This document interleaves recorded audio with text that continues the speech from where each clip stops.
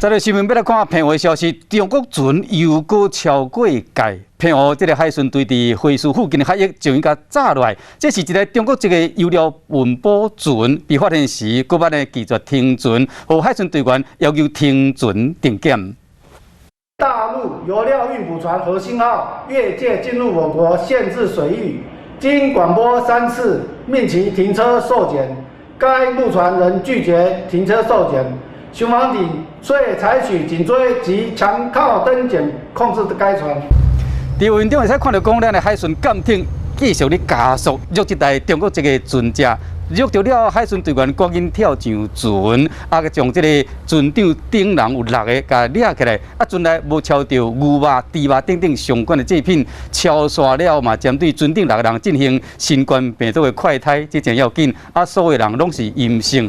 第落是消毒作业加检疫了后呢，连船带人驶回马公港。这个案件依照违反两岸人民关系条例侦办。